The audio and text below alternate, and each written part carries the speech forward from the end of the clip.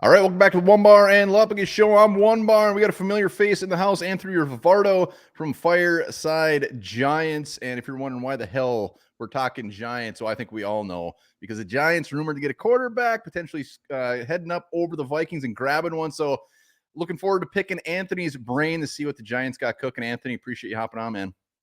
Yeah, thanks for having me. It's an exciting time right now. NFL draft only a few days away. Feels like this pre-draft process has felt so much longer than any of the ones in the past. And I think a lot of that has to do with the fact that both of our teams seeking these quarterbacks and the rumors regarding the quarterbacks this year have been all over the place.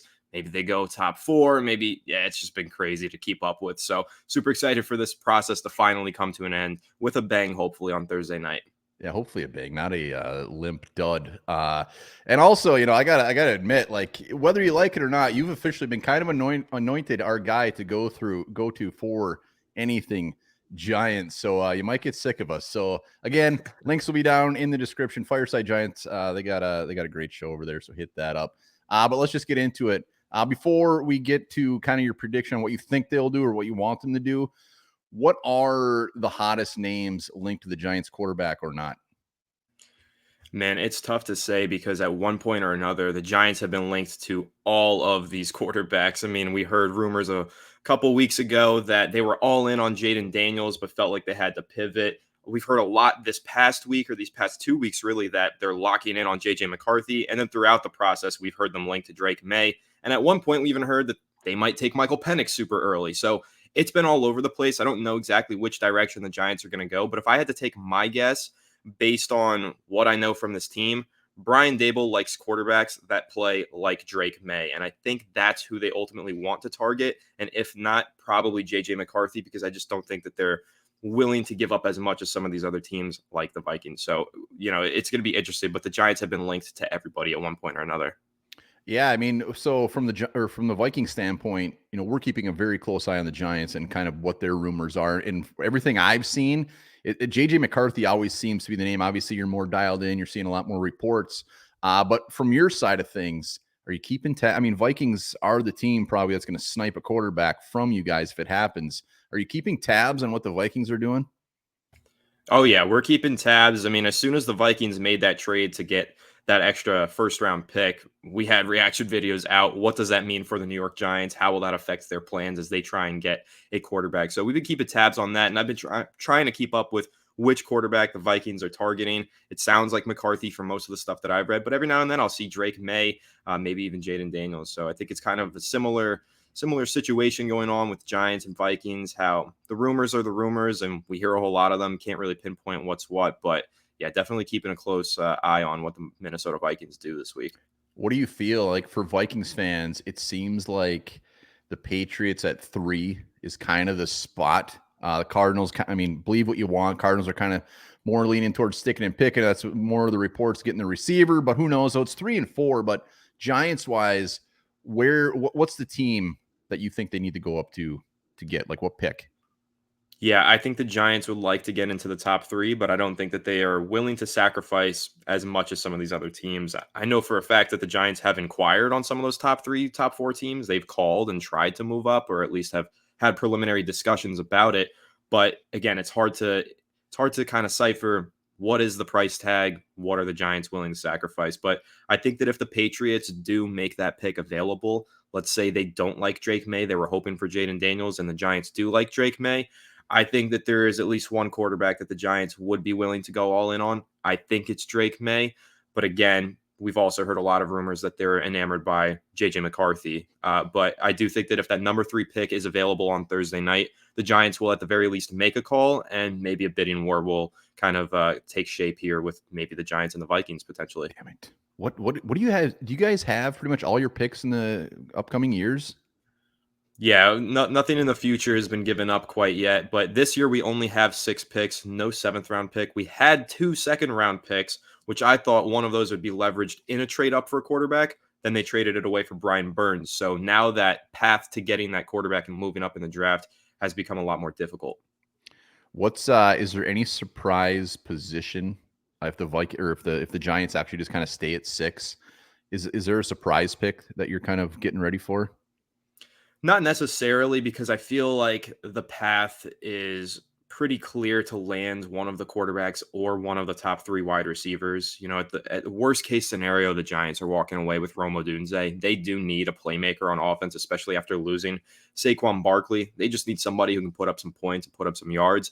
If there was a surprise, it would be an offensive lineman. I can't envision this regime taking another offensive lineman that early. They've invested a lot into the unit. It hasn't worked out because the unit hasn't been that great, but I just can't imagine that they go first round. The real surprise to me would be if the Giants trade down, because throughout this pre-draft process, I've been pretty adamant that this is a team that's either trading up or sticking and picking. But then I think it was 2 days ago, general manager Joe Shane spoke with the media, said that he was genuinely surprised by how many phone calls he's gotten from teams behind them trying to move up. And so now my wheels are turning. Maybe this is a team that's looking to move down, add extra draft capital, since they only do have 6 picks and they're not in range for these top quarterbacks. Maybe they're going to try and go ahead and draft one next year. So that would be the surprise move for me for the Giants. But now one that I think is going to be more realistic than it was a couple weeks ago is trading down. Daniel Jones, you guys just done with that dude? I mean, I know we made him look like a future Hall of Famer, but is that the consensus in New York? I would say it's the consensus, but it's not, it's not unified. There is definitely a portion of the fan base that still believes in Daniel Jones, believes in the contract that he was given, and believes he should be given an opportunity to prove himself on that contract. He had a really tough hand dealt to him last year. The offensive line was terrible in the beginning of the season. He got banged up with a neck injury, returns to the lineup, immediately tears his ACL. When he was on the field, he played very poorly, but injuries held him back. And so now it's kind of a division in the fan base. Some are saying, well, due to the injuries and the inconsistent play, you have to move on from him because you don't know if he could stay healthy and be your franchise quarterback. Others are saying, put a good offense in front of him, let him get to work because we saw what he could do against the Vikings and other teams in 2022. My personal opinion, yes, I'm absolutely done with Daniel Jones. This experiment has gone on way too long. And now, due to this injury history with this torn ACL, and he's a rushing quarterback, you got to keep that in mind. A lot of his production in that 2022 season came on the ground. He had 7 touchdowns. So now with all of these injuries piling up and the inconsistent play, the inability to be aggressive and throw the ball downfield, I'm ready to go in a new direction. That contract is taking up so much of our cap space. I would much prefer to get a solid rookie on that rookie contract, build around him for the foreseeable future. All right, so you're the GM, so not so much what you think the Giants will do, but if you're the GM, and what are you doing? What do you want? If I'm the GM, I'm trying to trade up and draft a quarterback and reboot this rookie quarterback window. Who's your boy? Who's your boy? If you got up to pick 3, and May and McCarthy are the 2, who's your guy? Yeah, I'm taking Drake May in that scenario, but let's say May goes 3. I'm still willing to trade to 4 and take McCarthy because I am pretty high on McCarthy. I actually like McCarthy more than Jaden Daniels at this point in the draft process. So I guess McCarthy's my 3. Daniels would be my 4. But Drake May, I mean, I've been a huge fan of his throughout the pre-draft process. And I know that there's been a lot of negative buzz surrounding him lately. You've got new developments of analysts and scouts trying to kind of bring down his stock. It's never wavered my opinion. I've always felt the same way about Drake May. I think he's going to be a special player. Yeah, I think I think the Vikings, I think May's their guy too. Like I think their hope is they get to 3 and they take May. And I think the Giants, Vikings are both just like, McCarthy's a great backup plan. If we can't get him at 3, we're going to get McCarthy at 4. And really, I mean, the Giants could go up to 3, we end up at 4, or vice versa, whatever. We still get our quarterbacks. It's going to be interesting. I hope it's not a bidding war. I mean, I think it's going to take, obviously for the Giants, you're only going up a couple spots. Vikings are going to be giving up a ton. But so what do you think ultimately will happen on draft day with the Giants? I think the Giants are going to stick and pick, let the draft come to them. I don't think, as aggressive as a GM as Joe Shane is, if you look at his career history when he was with the Buffalo Bills, of course, when they traded up twice to get Josh Allen in 2018, similar to what the Vikings seem like they're trying to do, Joe Shane was the one working the phones as Brandon Beane's assistant general manager. So he's been very aggressive in the past to get a quarterback. If you look at the moves that he's made as the Giants GM, trading for Burns, trading up for Jalen Hyatt last year, even trading up 1 spot just to draft Deonte Banks so nobody would jump in front of him in the first round last year. This is an aggressive general manager. He likes to trade. He's very good at it. So while I want to kind of believe that he will be that aggressive and get the quarterback, I think just due to the nature of this draft class and how loaded it is at certain positions, He's going to let the draft come to him, stick and pick at 6. And ultimately, because of that, I do think the Vikings are going to jump them, take the quarterback that they want. And I think that Joe Shane is going to go ahead and land a top playmaker, hopefully Malik Neighbors or Roma Dunze. JJ McCarthy sitting there at 6. Is it a no-brainer? For me, it is. I don't know how the New York Giants feel because, again, we've heard from some of these reporters that they view him as a franchise quarterback and they would love to get him. We've even heard that they want to trade up for him. Others we've heard they're not sold, and we don't even know if they would take him at 6. So it's really a wild card. The Giants, if this was 3 years ago when Dave Gettleman was the general manager, we would already know what they were going to do.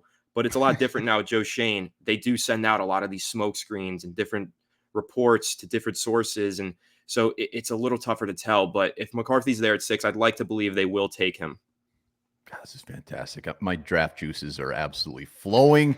I can't wait to see what happens. Yeah, this is beautiful. Final one for you. After round 1, whether it's round 2, round 7, who's your draft crush? A guy that you're just really hoping the Giants land in somewhere after round 1? Yeah, I'll give you round 2. I've been high on this guy throughout the process. I love Xavier Legette out of South Carolina. I think he's the 4th best wide receiver in this draft class. I know the consensus has him somewhere around 7, 8. I like him better than a lot of these other guys. Like, I really like Ladd McConkey. I like Ricky Pearsall. Give me Legette over all of them. I think the way that he plays is very reminiscent to a lot of these other physical wide receivers in the NFL, similar to DK Metcalf and AJ Brown. And you could argue that both of those guys do have limited route trees the same way that Legette does, but because they're so good at those routes that they do run and the skills that they have, you're able to maximize that and make that such a focal point in your offense. I think that Xavier Legette is going to be a special player in the right situation and can really be a difference maker for a good offense. All right, there you have it. Anthony Rivardo, Fireside Giants. Good luck come draft day. Keep away from Drake May. Giants trade up and get Drake May at 3. I'm gonna be crying in my beer, but I wish you guys luck, man. Have a blast on draft day. Appreciate you hopping on. Thanks, man. You too. Thanks for having me.